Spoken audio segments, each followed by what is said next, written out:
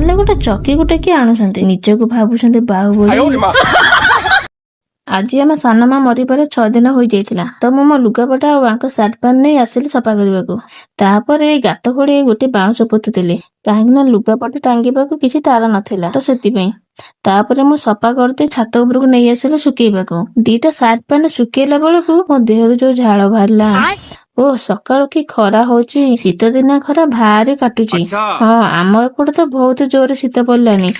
ଆପଣଙ୍କ ଆଡେ ଶୀତ ପଡିଲାଣି କି ନାଇଁ କମେଣ୍ଟରେ ନିଶ୍ଚୟ ଜଣେଇବେ। ଶୁକେଇ ଦେଲା ପରେ ମତେ ଭୋକ କଲା, ତ ମୁଁ ସିମେଇ କରିଦେଲି ଖାଇବାକୁ। ରୋଷେଇ କଲା ବେଳେ ମୁଁ ବାହୁବଳୀ କି ଦେଖିଲି, ଖାଲି ଗୋଟେ ଚକି ଗୋଟେ କିଏ ଆଣୁଛନ୍ତି, ନିଜକୁ ଭାବୁଛନ୍ତି ବାହୁବଳୀ।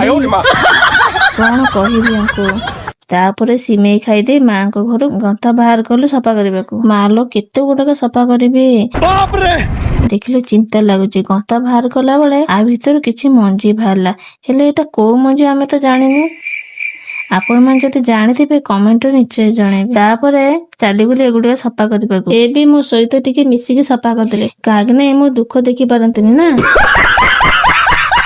ଗନ୍ଥା ଗୋଟିକୁ ଭଲସେ ଚୁପୁଡି ଦେଇ ନେଇ ଆସିଲୁ ଛାତ ଉପରକୁ। ତାପରେ ମୁଁ ରୋଷେଇ କରିବାରେ ଲାଗିଗଲି। ରହୁଛି ସାଙ୍ଗମାନେ, ଯଦି ମୋ ଭିଡିଓ ଆପଣଙ୍କୁ ଭଲ ଲାଗିଥିବ ତାହେଲେ ମତେ ସପୋର୍ଟ କରିବେ।